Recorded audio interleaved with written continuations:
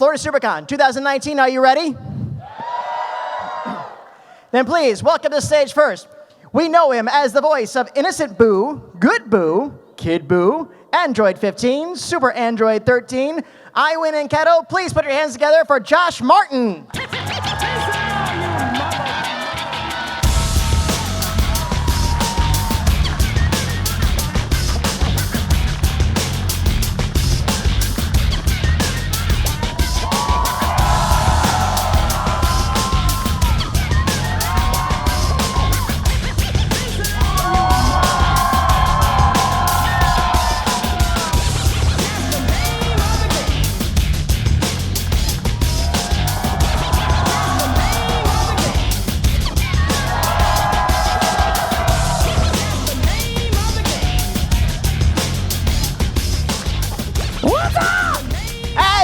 SuperCon, that was our time. We hope you've enjoyed this. But next, introducing his tag team partner. We know him as the voice of King Yama, Bacterian, Gregor, Wings, Android 14, Major Battalion, and Mr. Satan. Give it up for Chris Rager. Yeah.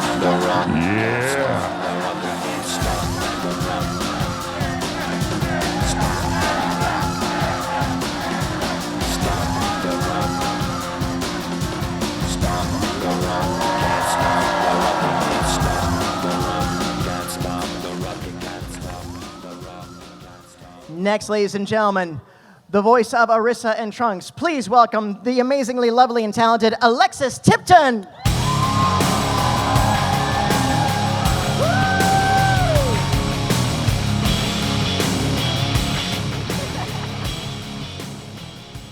And next, ladies and gentlemen, you know him as Shenron, Birder, Korin, Kami, Mr. Popo, Piccolo, and Vegeta. Welcome, Chris Sabat. Vegeta.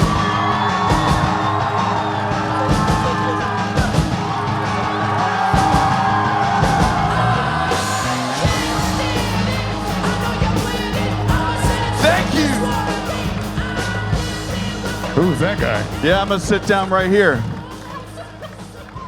Please tell them they can let the reserved people in to see me now. Oh, okay, yes. Thank you, sir. Thank you so much. And finally, ladies and gentlemen, the characters of King Kai, Nail, and the obscure minor character Goku. Please welcome Sean Schemmel! No way!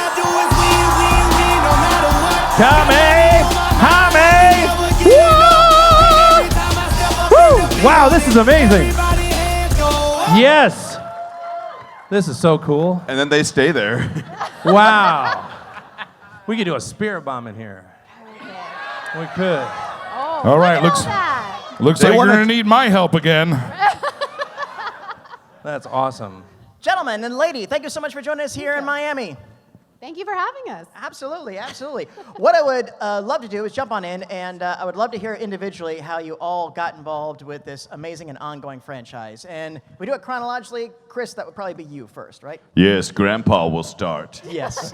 I'm older than Chris, actually, but he started before me. Right. So a long time ago, back before anime was even existed, I sat down with this old man named... Yes, it's very much what it's like.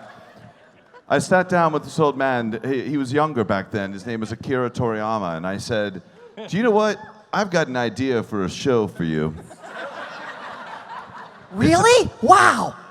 And he took it and he ran with it. And then years later, he said, Chris, we want you to be the first person to record there. So he set me up with these guys called Funimation, in a really small office in a bank. In a bank building in that was Fort cold. Worth, and said, "Here." It was called Frost Bank. You're nope, not going to kidding. get paid for this, but you're going to scream for about 20 years. And I said, "That sounds like a good idea." I said, "Can I bring some of my friends along?" And then they said, "No, you have to cast Sean as Goku." I'm just kidding. We had these auditions back in the day for Dragon Ball Z. No one would work with Funimation because they had never worked with any of the agencies before. They were like, who are these people and why are they working out of a bank? So we had to have these massive cattle call auditions, and that's where we found Sean Schemmel. Yeah. And Sean broke every rule about acting when it came to getting cast in a role. Yes. I called every day. He called every day. Did you guys cast that show yet? Did I get a part? Like, if you were ever going to teach someone, like, here are the things not to do if you're trying to audition for a role, he broke every single rule. Because it was my first audition. And then when I finally said, hey, man, this is Chris Sabat. Yeah, you remember me. You called me this morning. And just want to let you know you got cast in Dragon Ball, so we'll see you next Friday. No, but then you said, you're going to play. I go, what part I get? You go, you're going to play Goku. And I'm like, oh, man. You sure I didn't get that Captain Ginyu part? Because I was real good at that Captain Ginyu audition. And he goes, no, trust me, you're gonna like this part. He didn't tell me it was a lead role, and they don't tell you that in the audition. They just say, here's the part. And he didn't tell me for 3 weeks of recording. He goes, about 3 weeks in, he goes, this is the lead, right? I'm like, really? That's awesome. Yeah. I didn't even know. I figured it would just do nothing but damage if he knew. Pretty much. My head would explode. And then eventually, I was working with this other guy named Mike McFarland. He played Master Roshi in the earliest days of Dragon Ball. And Mike McFarland was in this awesome comedy group called Section 8 Comedy, and that's where I actually met Chris Rager and Josh Martin. This is true. I'll let them continue the story. So Mike McFarland was in a comedy troupe with us, Section 8 Comedy, performed improv and sketch comedy. We were kind of like Whose Line Is It Anyway and Saturday Night Live, except we said the F word a lot. And then Mike came in one day into the back. We were at the Ozona Bar and Grill. We had a regular show there at the Ozona Bar and Grill down on really Greenville good Avenue. quesadillas there. Right. Fine Hispanic food and great comedy on Tuesday nights of all nights. So Mike came in one night and was like, hey man, out in Fort Worth, they're paying people to do voices for cartoons. And I'm like, you're doing it? He's like, yeah. Well, I was like, well, then I know I can do it. No, Mike's wonderful. And so I went in one day. Mr. Satan was on the docket, as they say. He was there, and he had a belt on. He had the championship belt on. He had a victory pose kind of thing going on. His mouth was wide open. I saw this mustache and the belt, and I just thought the only thing that kept going through my head was Hulk Hogan. This guy looks like Hulk Hogan. And so I went with kind of Hogan as the base and sort of that 80s wrestler mentality, sort of cutting a promo, I'll see you at the Omni in Atlanta, brother, and kind of. Which works great with the delay. Like the delay, it's like we're at a wrestling match. This is perfect. Because what are you going to do, brother, when all the Hulkamaniacs go wild on you, brother? Yeah, So they seemed to like it, and Barry. That was good. Oh, thank you. And Barry, what was his name? Watson calls me up and says, hey, Chris, we're going to cast you as Mr. Satan. No, that's not how he said it. He went, oh, yeah, we're going to cast you as Mr. Satan. Mr. Satan? Yeah. Sorry. Oh, I get it mixed up now. It's been a while since I've had to do Barry. That sounded weird. We aren't going to call him Satan. We're going to call him Hercule because we live in the South. TV don't like it. Well, one of the things I always hated, too, is in the script, there was a writer who would never write the word Satan. Instead, I think it was Neil Christopher Bly was his name. Yeah, and he would write Mr. Mau Mau in the script. And so that was when I knew to say Satan. And that just, that irritated me to no end. That would bother me. I just had to get that out. I feel so much better. Thanks, guys. I probably would have written it in and then shipped it back to him with a bunch of 666s on it. Yeah. I would have gone in pentagrams. I would have. But so I went and auditioned. I got the part. And then one day, Sabat and some of the guys come out to see the show. And in that show, Josh Martin here does a character that we had named the Pillsbury Homeboy, in which we had converted the Pillsbury Doughboy into a gangster rapper. And I'll let Josh take over. Nothing says loving like the blunts I be puffin'. And I said, that needs to be the voice of Majin Buu. That's how casting works. Ding! And that was it, That's enough. right? Yes, indeed. Alexis, you're a recent, Yes. recently to join the Dragon Ball Yeah. family. Tell us about this experience. Do you want to tell this story? Well, we were like, we need somebody who looks as much like Laura Bailey as humanly possible. So we took some Laura Bailey DNA and we went into the Funimation. And we cloned someone. We cloned someone who could also do it. I woke up in a test tube and Sabat was just like, I'm your dad. It was really weird. You're ready now. Oh, yeah. That's starting to sound a lot like Dragon Ball, actually. Alexis had been working at Funimation for a really long time, and a lot of people were comparing her to like the young like Laura Bailey. And so we heard that enough, so when it was time for, when Laura had moved on to doing a bunch of stuff on LA and it became hard for her to record Trunks, we had to have an audition. We actually just ended up calling Alexis in to just try it, and she was awesome. And she's been Trunks ever since. Well, and it started off slow because at first it was just... an occasional video game or something. Well, and it was only Gotenks. Oh, that's right. And You I were actually- the stunt voice Yeah, first. and I Sorry. wasn't allowed to talk about it. I wasn't allowed to say that I was voicing Gotenks for like 2 years. And then when Trunks in his entirety was retired by Laura Bailey, then it was, I think, as of Super. Or I don't know. No, in I forget. In Kai, I the think. chronology is so weird. Yeah, in Kai, I was allowed to say that I was credited as Gotenks. Right. And then as of Super, I took over completely, like with Kid Trunks and Gotenks. And so it was very complicated. People will come up and they're like, so when exactly did you start voicing Trunks? I'm like, okay, let me get all my puzzle pieces out. I'm gonna draw you a diagram. And I'm gonna Don't worry, we all have that problem. Yeah, like, okay, yeah. first there was this Canadian cast. So yeah, so it was kind of. I was the OG Mr. Satan. That's right. And so That's true. You know. I'm so- pretty fond of the Southeast Asian dub. Oh, don't get me in trouble, man. You're gonna get me in a Twitter war. Oh God. So yeah, my journey was kind of a roundabout. Took a couple years. It was a thing. It was a journey. But I'm happy to be here now. So. We're so Thanks, happy to Chris. have you. Could our awesome sound guys back there turn up our monitors a fair bit up here? Because I We can't hear ourselves, That latency and it makes it. Our kind of has monitors- this speech jammer-like quality. Yes, it's like a. There Yes. Oh. So Sorry. now we can hear ourselves. You have Boom. no idea what Thank you, just happened wizards in there. the back. That makes Thank you. so much. Thank you. Our team back there. Round of applause for our tech team, ladies and Tech gentlemen. team, everybody. Number 55. I feel like we're in a stadium. So when did you all individually realize that this particular franchise had become a thing? Either at the beginning realize it may have eclipsed original expectations, or coming on board a little bit later, just the enormity and scope of this particular fandom. You know, there's a hint of it early on, but it really hit us hard, I think, once Battle of Gods was announced and we came back. Because we hadn't really been away from the show that much, because we'd been recording video game once a year or so. And then I think it really started hitting home for me since 2013 on, even though early on, I remember, going to Walmart or Target or somewhere, and a wall of TVs was playing Dragon Ball, and my voice is booming out of it, which really freaked me out a bit. And some kid was punching a toy that had my voice in it, and all it said was, "I will not let you beat me. I'm gonna win this fight," over and over. And so my mom decided to buy that toy to take to a family reunion, and instead of flying, we took her car, and so for 800 miles, every time we hit a bump, it was, "I will not let you beat me. I'm gonna win this fight," like 8 jillion times all the way there, and I was sick of my own voice by the time we got to Iowa.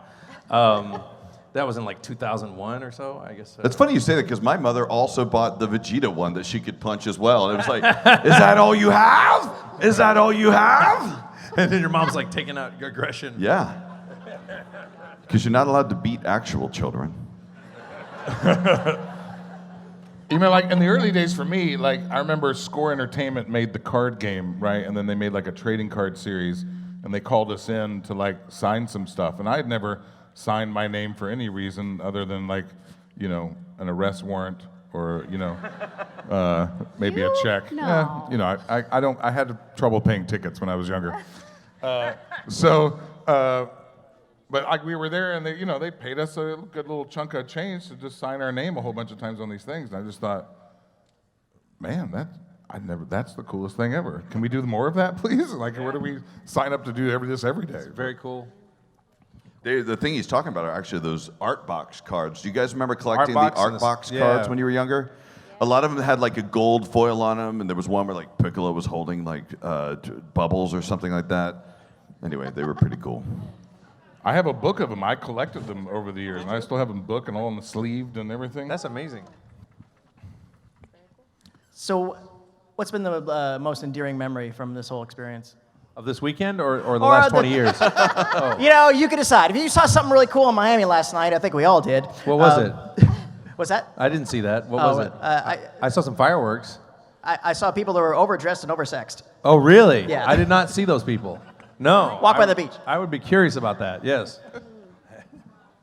Oh man, honestly, for me, my brother and I used to watch Dragon Ball on like the original run of Toonami. Yeah, and so it was like kind of like my childhood. There you go. Yes, yes. So it's kind of like my childhood coming full circle because I remember I was in elementary school and I remember my brother was trying to get me to watch this show with him. He's like, "Come on, Lex! Like this is a really cool show," and I'm like, "That's for boys." And he's like, "No, but they've got like really cool like girl characters in it too." And so he was watching the Cell Saga. And I was like, yeah. And I was like, he showed me Android 18, and I thought she was so cool. And I was like, I guess I'll watch it. And so that was something we used to watch together after school. So it was really, really cool when I was able to talk about this role that getting to tell my brother, because he's a huge Dragon Ball fan. And so he was super excited. And it was just this really cool moment of like, oh my gosh, we used to watch that when we were kids. And so it was really special. So, yeah. I have a moment when my daughter was at school. I take her to school. They have the teacher night, you know. You meet the teachers and do that kind of thing. And at the time, I was wearing like a Borderlands shirt, you know, and one of her math teacher commented on it. And I was like, oh, cool, you like that game? And, you know, we went on. We talked about my daughter for a second. Then I came back to her. I was like, you know, I'm actually in this game, you know, blah, blah, blah. And he's like, oh, wow, that's really cool. And I'm like, do you watch Dragon Ball Z? And all of a sudden, he's like, oh, my God, you're in Dragon Ball Z? My wife and I love that show. And next thing you know, can I get a picture with you? You know, and my daughter's like walks away with her friends, you know. That was my favorite moment. You get another piece of candy for that. That's good. That's good. That's good. Yeah. Oh, you're passing out candy. I was wondering yeah. what that You was. don't get any. Yes. Is it gluten-free? Yeah, gluten and dairy. Because Sean can't eat it can't unless No, it has gluten in it. Eat it and let's see if we find out. No, I can't. No, I better I'll not. eat the heck out of it. It's Tootsie Frootsies. If someone wants to look up online, it was it too. How about you, Mr. Josh?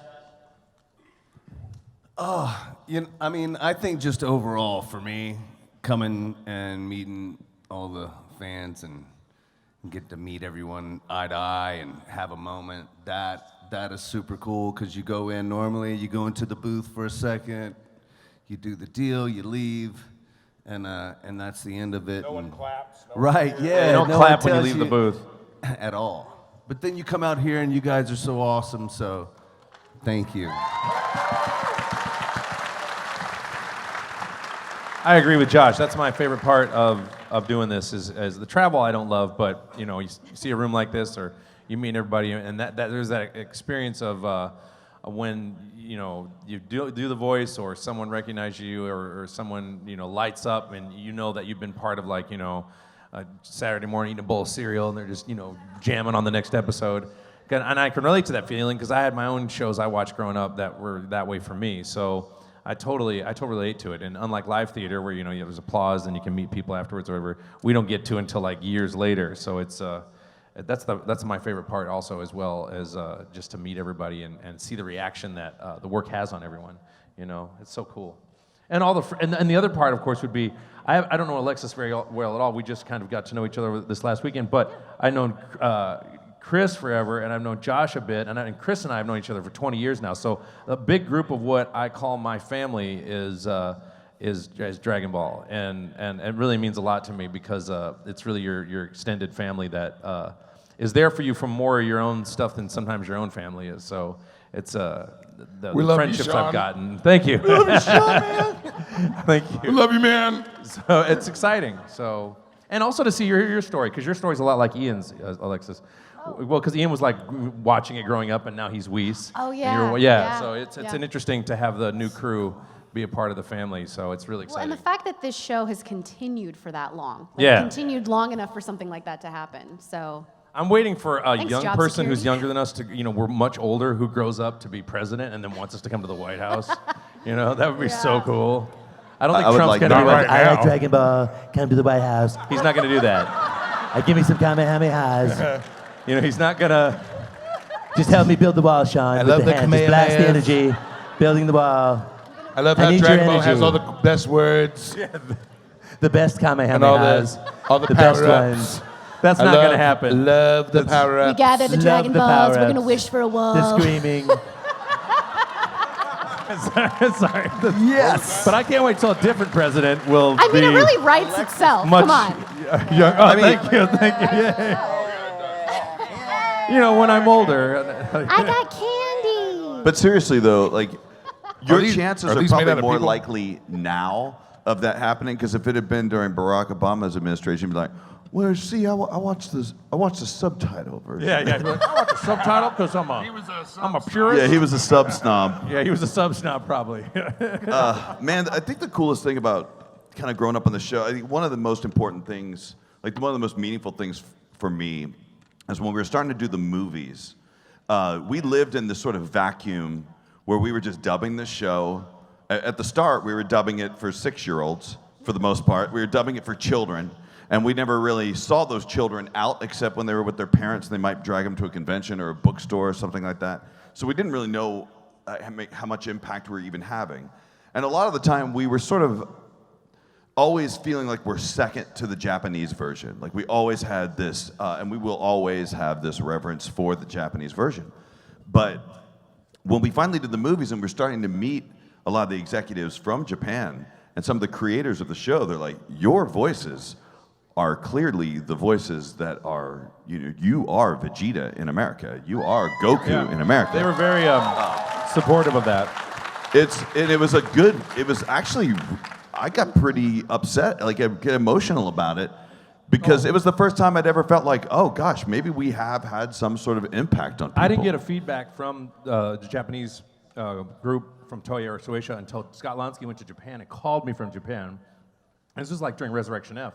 And he called me to ask me a question or talk to me about something, and I go, hey, let me ask you, do they like it? He goes, oh yeah, they love it. They think it's great. I started crying on the phone. I couldn't believe that. I mean, I was moved by the fact that, because we'd not gotten any feedback from Toei or Shueisha, because they're just communication, and they're doing their thing, we're doing our thing, and then they finally got more involved in the last 5 or 6 years, and once that happened, they started giving us feedback, and it was very, really gratifying to hear that, because that's who you really want to please ultimately, is the people that make the show, Yeah, we were super lucky to have been kind of involved in one of the shows where people actually prefer the dub over the sub in a lot of cases. So yeah, we're very lucky in that regard, and that's something that I think. Well, look, I never looked at it from a competitive point of view because I look at it as apples and oranges. But as a guy playing the character, I always looked at the character like I wasn't feeling. I had to make the character, something that was very accessible and something that was very iconic and defined for English-speaking audiences. And so that was my goal from day one, is just, I looked at it like I was, a new cast member on The Simpsons, which is an American prelay show, not a dub. And so I was so naive, I didn't understand that I was working on a dub and there would be this culture around both, or one versus the other. Watch whatever you want, it's fine, it doesn't bother me at all. When I go in to do the work, I'm Goku, and that's what I'm doing, and I bring it all 110% every time. Otherwise, I'll let you guys down. And I want you guys freaking out when there's a big blast, and I want you guys to feel it, Otherwise, I'm not doing my job right, And that's what I try to bring to the table every day. And that's all based on, luckily for us, because we're not prelay, the animation. The animation really gives me a lot of cues as to how much intensity I need to give. I never feel like I quite make it, but as long as I'm close, because it's an intense show. We have to warn new actors who get on it.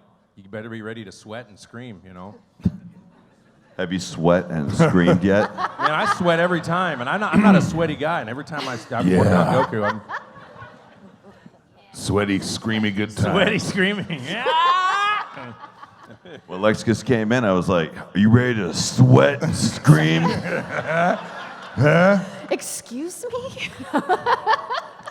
In the contract, you will Get into this confined room and go. sweat 1 liter a day. The rooms are padded, don't worry about it. It's air conditioned. No one will hear you. Scream.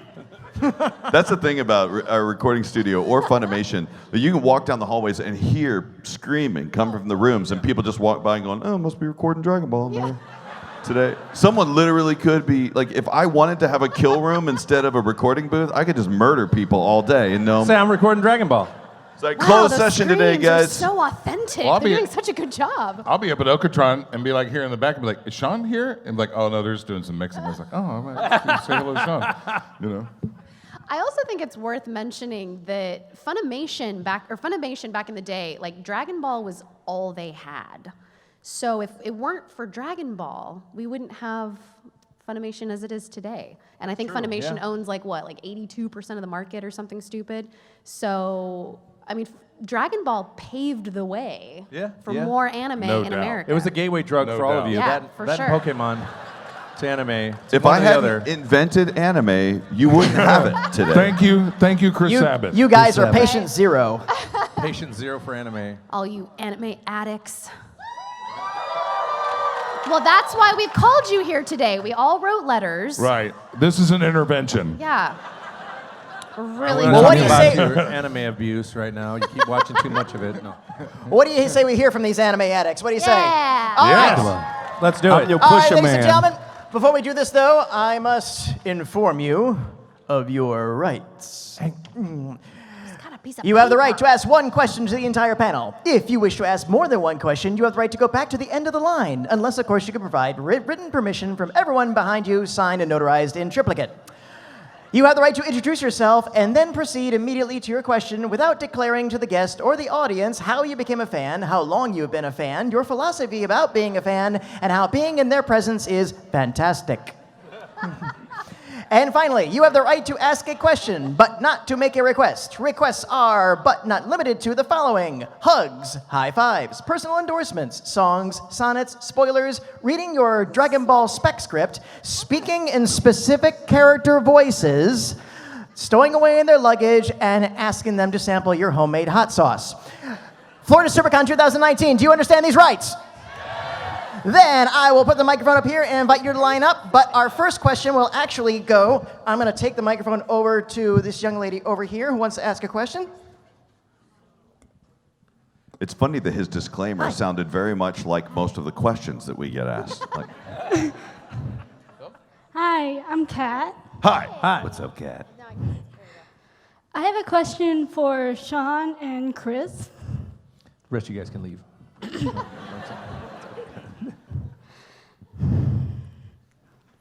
Did you guys transition from Dragon Ball to Dragon Ball Super and everything in between, or is it a completely different team who dubs Super? You're talking about the production team or that cast? Cast. The cast is fundamentally the same from Kai, I think, yeah.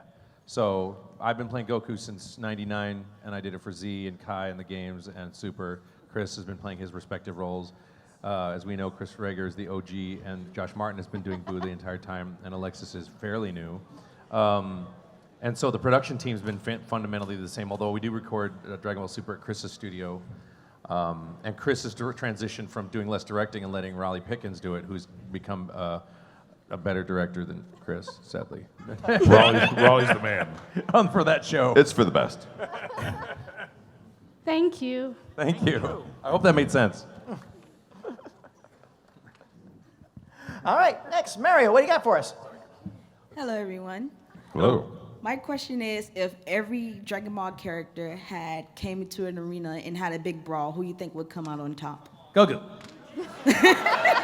Vegeta! Boo, kill you. Look, guys, there's a reason. Here we go. There's a reason they had Boo fall asleep for the universe tournament. It's because he would have killed everyone. Right? It's not that hard to turn people into chocolate. Thank you all. Thank you. Do you ever get your script and look at it and think, were the writers just flying by the seat of their pants? Sometimes, and then I change the line.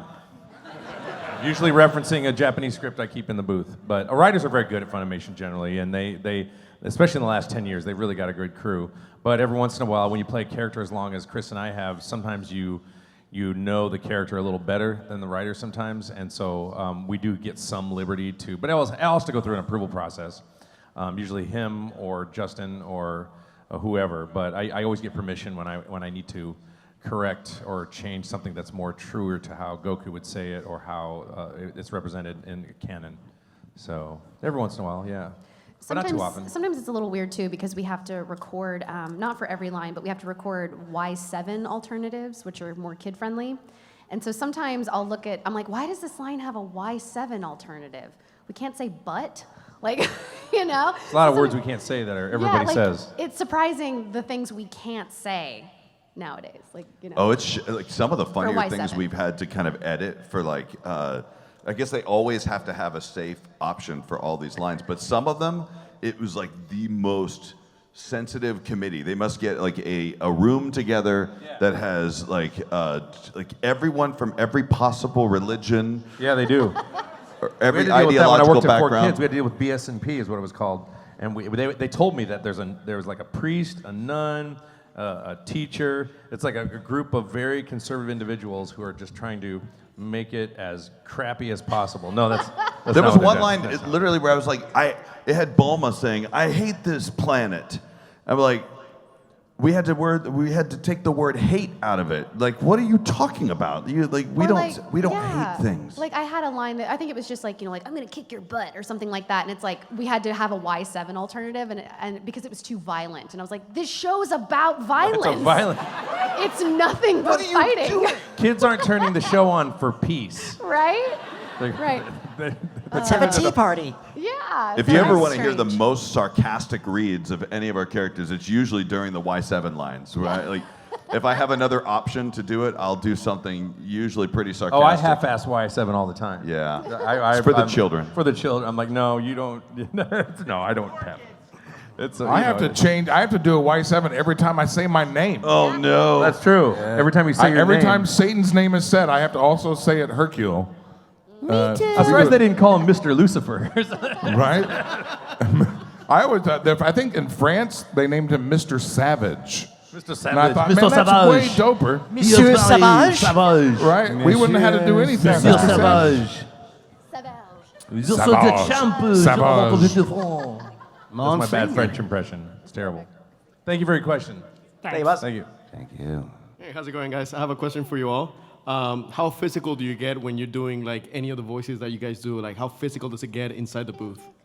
Well, you can't get too physical because there's a microphone in there. But if you've seen, and, you know, but I have, you know, accidentally erupted water when I'm doing an underwater scene on the mic, and I have risen up on my toes and done a bit of fist clenching, as you can see from the Battle of Gods videos we did when they put the camera in the booth. That's a really good example of what a day is like for me. If you see the Battle of Gods videos, that's about as physical as I get. Some of the other actors who have a real hard time with that, and Chris would know better than I do because he's directed the show, is there have been times where you really have to tell somebody, especially if they wear noisy clothing and they're moving around a lot.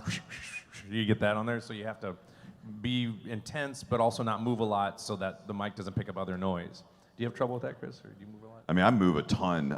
I try to keep my head sort of in the same place, but yeah, I move around a lot. I mean, when you're dubbing something, you're inherently watching something and trying to copy it.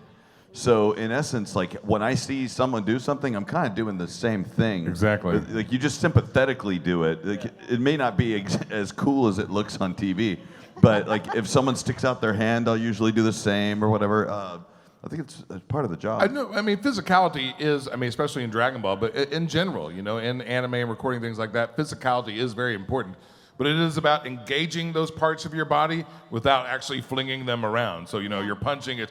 You know, you want to still engage that, but you don't have to throw the punch. You know, but Yeah, it it does impact the breath, And it which impacts the read. It you know? completely changes the read. Like you can have someone stand in like 5 or 6 different ways or do 5 or 6 different movements and say the same line, and the line's going to be completely different every single time. So. Did they ever tell you like what games to dub? Like I think Jump Force is sub only, but Dokkan Battle is dubbed. Yeah, it has to do with the animation studio, the license, and the agreements that they make with the dubbing house. And so Chris might know a little bit more about this. I don't know. Is Heroes done by a different? Is it done by Toei, or does it have to do with the license that goes with the? Yeah, I don't know the ins I don't and know why outs. it hasn't been dubbed yet. Like Yeah. Jump Force, like the game, you know, it's like, Jump Force is tricky because then you've got to get licensing from all the different brands yeah, all together. all the animes. And that could be a legal nightmare for all those. I'm honestly only speculating here. So, Yeah. But I would love to dub Jump Force. I also noticed that the guy totally not Mark said it, but when you were Goku in the '90s, he was kind of like Superman, but now he's kind of like the manga counterpart. What? Allied to Good, Nightmare to You. Oh, I'm sorry. Because when Goku he said I'm Super Saiyan Goku and Kai, but in the kid one, it was Allied to Good, Nightmare to You. Are you talking about in the original Z? Yeah. Yeah. Well, the writers on Z were doing a different adaptation from the Japanese to. The original plan was to make it more palatable for American audiences, Yeah. but once we got to Kai, anime was more mainstream, and the general direction they wanted to go was like, hey, let's make this more pure, which was the original purpose from Kai from the Japanese, because they wanted to have something that matched the manga. Yeah. And so I really wanted to keep it consistent myself. We also like to play Spot the voice actor, like Hercule is also the bad guy in Black Clover in that one arc. All right. Oh, thank you. I play a pretty awful villain in that. Thank you. You're welcome.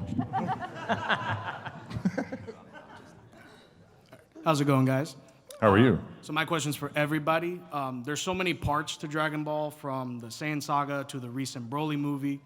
Is there a part that stands out to you, either because of a personal performance or something in the story that you look back and you see as more exceptional than other parts of the I would say for the last 3 movies, I think are the best work, in my opinion, we've all ever done, but I don't want to judge everybody else's work. But still, I am really proud of the cast on those particular, and I'm proud of what I've done and what everybody's done.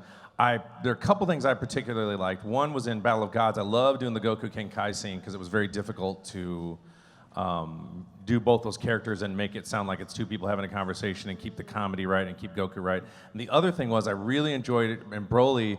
There was 2 things I did in Broly. One was there's a scene where Goku's being handed his ass to him by Broly because Broly's essentially the Hulk and Goku's being Loki and he's being whapped around. And I had to do this big long screaming scene. I got lucky and did it in 1 take and I was like, let's do it again. And they're like, no, it's fine. And I was just screaming like crazy. That scene, and then also when Goku is doing the Jedi mind trick, so to speak, with holding Broly in a bubble, I was just stopped the video. I'm like, this is so cool, because I knew it was a new power. I knew it was a new thing that I'd never seen before. And I got to ask Akira Toriyama's right-hand guy, Akio Ioku, who's head of the Dragon Room at Suecia, and I asked him a very long question about what is this a new move? I tried to get an answer out of him through a translator. He doesn't speak much English. I said, so is this a new move? Is this a new power? Is this another thing Goku has? And he just goes, yes. And that was it. And I didn't get any more than that. Like, no more details, no more nothing. And so I really enjoyed that particular psychic kind of telekinetic moment Goku was doing. And I wish he would use that power more often. It's pretty cool. Chris? I'm sorry. I wasn't paying attention.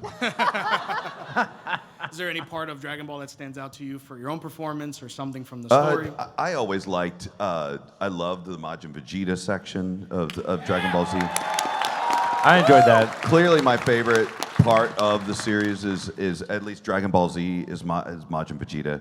But it's hard to compare anything to the movies. As Sean was saying, like, once we were working on Dragon Ball Z and then Kai and then all the video games, and we were telling the same story over and over and over again. It was getting a bit arduous. I'm sure it felt the same way for our Japanese counterparts too, but like finally, once there was some new material, there was a new story, and there's some, like, Vegeta has become like kind of a family man now, which I appreciate because I also have a family. Yeah, I think there's something really special about like Dragon Ball Super and the movies, and whether you like Super over Dragon Ball Z or Dragon Ball, it's just the fact that it's new and it's fresh and it's basically straight out of Akira Toriyama's brain. That's what's really exciting me right now. Thank you. Yeah, I mean, I was just going to add to that. I mean, as somebody who kind of came in the Cell Saga, and I, was where it was going on there, and I never really watched like many episodes back to back, but I always made sure I was aware of what's going on, But when the movies came around, this was really honestly my first taking it all in and once from a beginning to end. And with the movies like Resurrection F and Battle of the Gods, I was just like, wow, this is really good. I really did. I mean, it really kind of sank into me. Like, everything's crisp, sharp. The voices were great, and I'm just like, I mean, this has arrived now, and it was just kind of that feeling of like, whoa, that's quality, and so I was happy to be a part of it. Thank you, guys. Thank you. I'm going to start calling this panel Chris Rager and Silent Josh. Right. Well, that's how, we're kind of like Penn and Teller. Yeah. A little bit. Yeah. You guys, I noticed that. I love it. Hey, guys, how's it going? I have a bit of a thinker for you guys. Okay. Everybody has that one food from that one restaurant or something that as soon as they taste, when they get home, they sit and think about it all day. And the next day they go to the supermarket and say, I need to buy all these ingredients. I need to replicate it perfectly. What food or what restaurant is that for you guys? There was a restaurant Chris had in his hotel. It was a hotel. What's the name of the place? It's one of the best meals I ever had. We were in Okinawa, and Chris stayed at a fancier place than I did because he likes to upgrade his hotels. And he's like, "Hey, come on over to my fancy hotel and have a multi-course meal with an amazing Japanese chef. Come over to a Vegeta style hotel. Vegeta style." And I left the military base I was staying on, not knowing I could have upgraded. And then we went over there, and this Japanese chef just blew our minds with a multi-course meal, and he made, what, can you tell me? It was teppanyaki. It was like a hot table. He was cooking a bunch of various different types of food. But he did different shapes. He did different, like, flower shapes and animal shapes out of the He food. he was truly a master. He was a It was master. awesome. And I thought about that for a long time. Yeah, it was... I have also had several of the best meals of my life in Japan, so Yeah, yes, the ramen's incredible. great everywhere. The ramen at the airport, amazing. The ramen down the street, amazing. I know, it's like the ramen out of the they're- vending machine in the middle of a cornfield, amazing. Like, Their like convenience store food that was packaged in a factory that morning is amazing. Like, it's, God, yeah. I do love me hate some it. good ramen too. Yeah, my favorite food in the world, actually, the first time I ever had it was in Japan, and now I found a place in Dallas that finally has really good shabu shabu. Have you guys had shabu shabu at all? He loves him, shabu shabu. That is my favorite cuisine. It's Japanese cuisine. It's shabu shabu. It's like onomatopoeia. It means like swish swish. You like take, it's like thinly sliced like raw meat and vegetables, and you dip it in water, and then dip it in sauce, and then dip it in rice, and then dip in your mouth, and you die, and it's so freaking good. And I'm thinking about it now, and I'm Where's so that at? hungry. That's kind of why Where I is like that place at? I blanked on that last question because I am kind of hungry right now. So Shabu. I think my blood sugar is really low. Where's the shabu shabu? Yeah, where's that shabu Any shabu shabu places here in Miami that you're aware of? No, it's Where's hard the one to in find. Dallas? I was trying to find a taco bus, but they don't have that Oh, here in in Richardson? Miami. They have it in... Two Do they have a taco locations. bus here? Do they have Where's the that one over taco in bus? Old Denton? I love the taco bus. Is there one over in Old Denton, that little Asian market area? You have to hunt for it. That's part of the experience. So Hunting thanks for for your the work, taco. guys. Thank you very Thank much. you, man. Thank you. Thank you. Hey, boss. Hi. We're the everyone. boss. We're the boss. That was a great and also horrible question because now I'm thinking about food. All right, Damn so you. With Dragon Ball being like the legendary series that it is, it spawned over so many different generations of fans like that, and it's been able to spawn. Man, you talk faster than me. That's awesome. Sorry, I'm just really excited. No, right I just now. got to fire up my other 2 cylinders of Yeah. speech listening. I was waiting for him to finish and go, sold! But it's been able to spawn like these legendary characters that have connected with so many people, and you guys have been able to bring them to life so well. So my question's for everyone, and it's, what's your favorite thing about the characters that you've been able to bring to life? Doing this, like meeting you guys, like, and if you're talking about aspects of the character, that's another thing. But as far as like, the best part is, while being recognized on the street when you're trying to shop at Fry's and put stuff in your trunk and do your daily business can be annoying. It's also flattering and wonderful, and it's a mixture of like, hey, I'm trying to do my life, but awesome, let's do a photo. And so that part is really, really exciting because it's not so much it's egoically gratifying as it is. I mean, think about it. It's almost like you bought something. You know, if you ever buy somebody a present, you hand them the present, they go, "Oh, you got this." It's like that every single time you meet somebody who watches the show because they make the same "you just gave them a gift" face present, and so. It's amazing. Now, as far as the character is concerned, Goku's a quirky character because Akira Toriyama's been very clear about how like he just likes fighting the strongest no matter what, and he's not necessarily altruistic. And Goku comes across as maybe thick or stupid sometimes, but he's not. He's really playing the long game, and he's a master strategist, and he's just kind of the Quagmire of Dragon Ball, but for fighting instead of ladies. So he's like, "Is any fighting? Giggity." Fighting? That'd be awesome. Giggity, giggity. And I like that aspect of him, but I also like that there's this weird, like, Zen-like deepness to him that is covered up by his goofiness that I think is, and it was first evident to me during the Cell games where he kept the Gohan card in his back pocket for so long. That is not a stupid strategist. That's a smart guy who's playing the long game. And so I really enjoy, and I like the fact that Goku stays fundamentally in the beginner's mind the same, and everyone else kind of grows and evolves. Vegeta's slowly getting nicer. Piccolo's a babysitter. Yamcha still sucks. Mr. Satan's getting kind of cooler, over time. Whatever. I'm funny. You're the champ. Well, for me, early on, it was like, God, kids would come up and be like, oh, I so hate your character. And then over time, those kids got older, and they came back to me and go, I used to hate your guy, and now I really think he's awesome and funny, and I really got some good laughs at him. So for me, that's my thing. Like, comedy runs through my veins. I come from comedy. I perform in comedy troupes and do comedy, and that's why I like to make people laugh. So if you guys are coming to me saying Mr. Satan makes me laugh, then dude, that's if I what have a love about Mr. doing Satan it. scene on my recording day, I get happy. 'Cause I'm like, oh, this is gonna be fun. Because either Goku's gonna do something stupid, or Chris Rager's gonna make me laugh, one or the other. And and honestly, I was honored because I remember when I first came in to record on Super, Sabat made it a point to be there that day. That's he was how just, important I am. It was just sort of like, oh. But I was so thrilled when they were kind of just showing off the cast of Super that they decided that, like, I think Akira Toriyama just took all of his favorites and said, these are my favorites and these are who are going to stay in Super. And then he said, oh, and Gohan, I guess, can be in it too. So. I'll give him a tracksuit.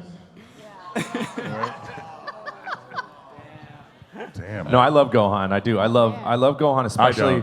I'm a big Great Saiyaman fan. I love Kyle Aber's rendition of Great Saiyaman. He should have stayed there.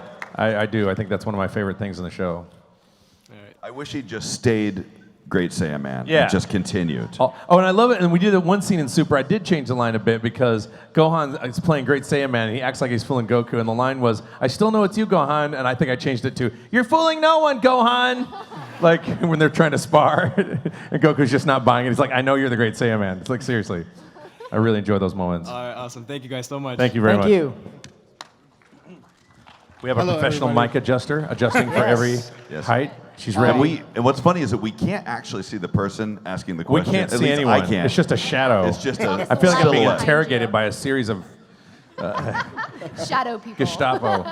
This guy is very handsome. Thank you. Just kind of do a description of everyone. As they And come she's up with this close to chasing a tennis ball. She's ready.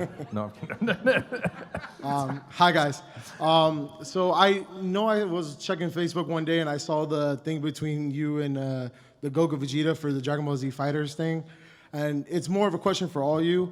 How does it feel to know that your voice is in a video game for the very first, not the very first time, but how does that feel that your voice is being in the video game prior from the television screen and the movie screen? Well, I ain't in that video game, so I don't know what the... Not yet, I hope. I'm rooting for you. I'm doing right. That's cool. What I'm happy for, I mean, we've been in a lot of video games. Our voice has been in a ton of them. However, it's good to finally really be in a game that is kind of like Dragon Ball Fighters basically is the epitome of the most amazing Dragon Ball game. Like it competes with other great fighters, like Street Fighter and so forth. It's competitive, and it really feels like you're playing the anime. It's gorgeous. I love playing it, and I think it's a phenomenal game. So we were all very excited that Chris Rager was not in it.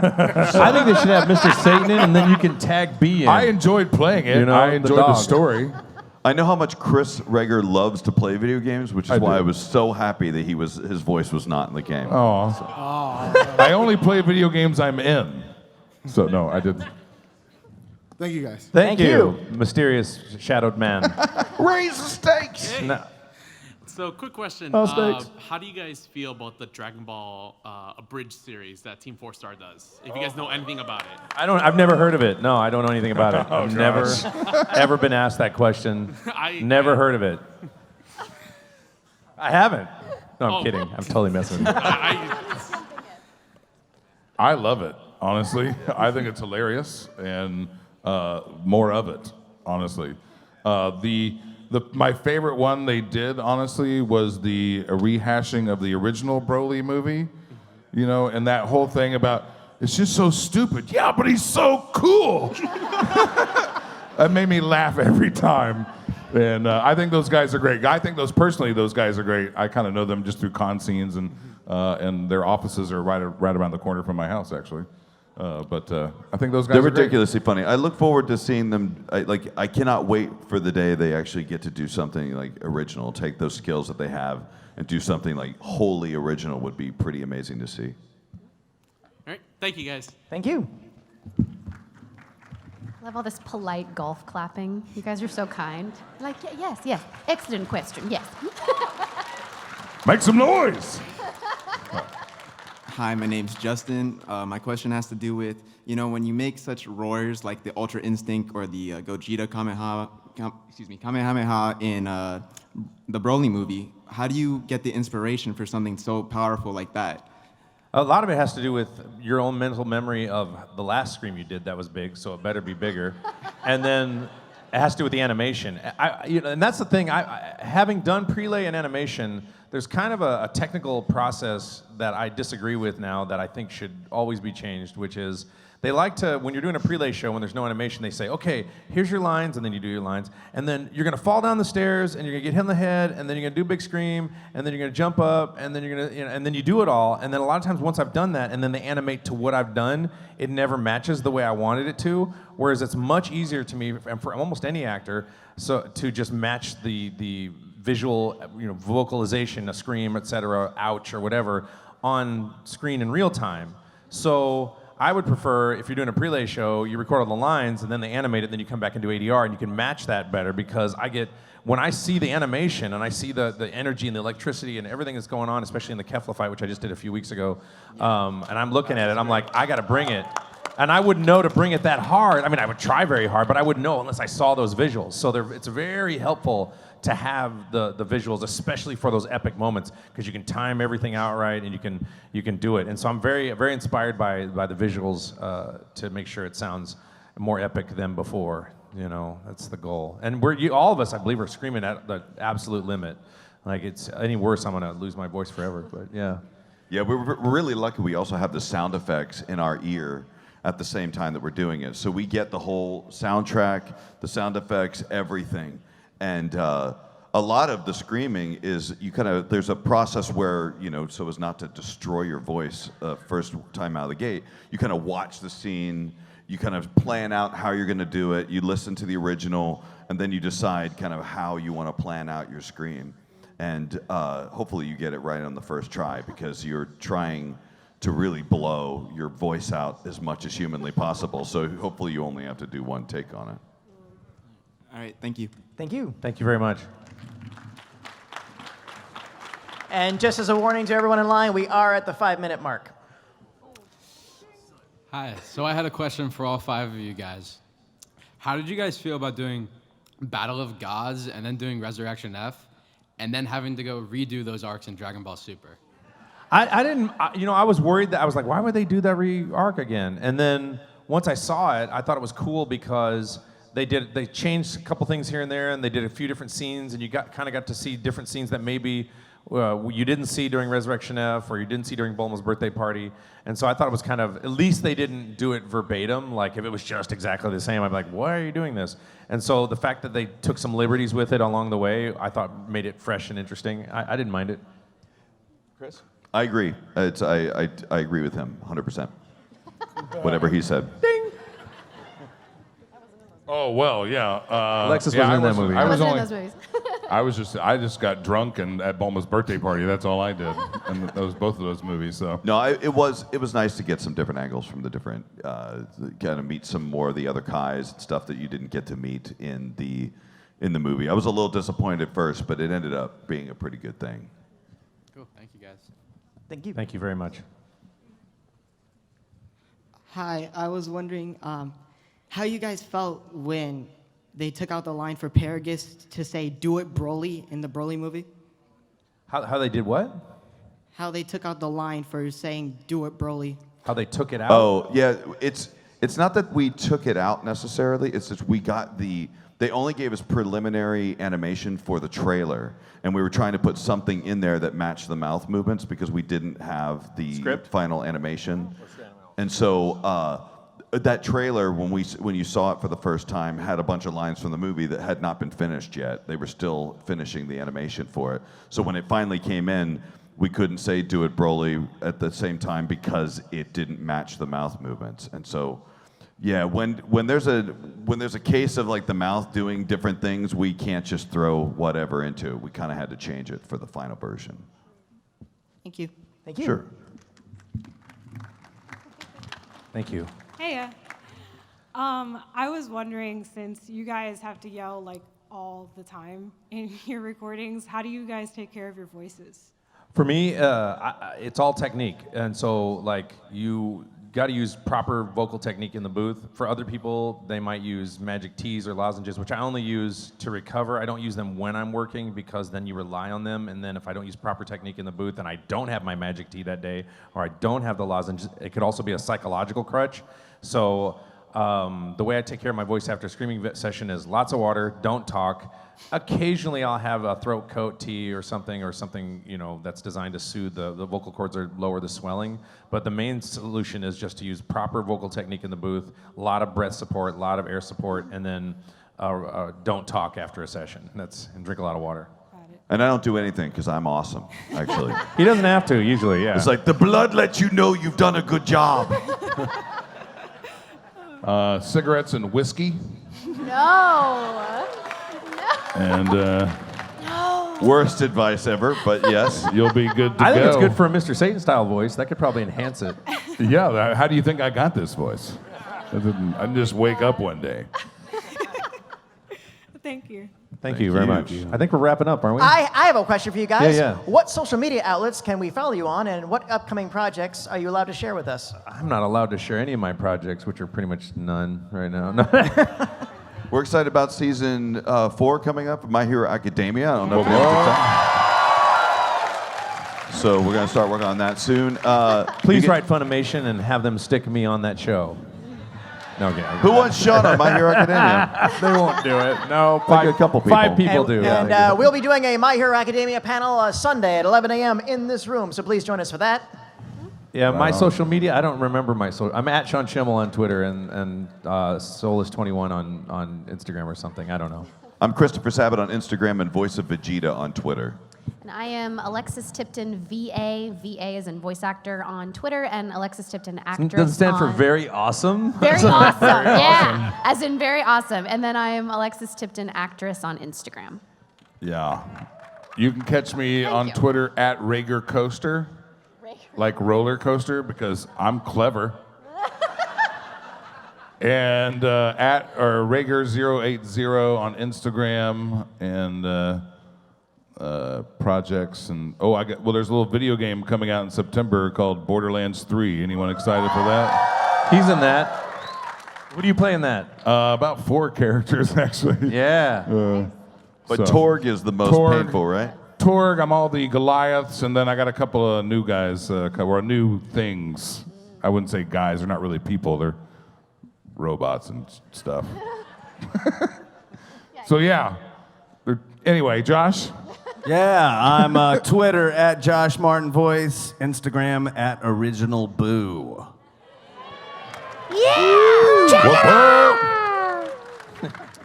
And we, all of us, are signing at our tables all weekend, so please come see us if you haven't already. Yeah, please Stop do. on by, grab Thank a you. picture, grab an autograph. If you had a question, by all means, do it for them. But before we go, we are going to do the SuperCon selfie, I believe. Do we have a photographer? How do we do that?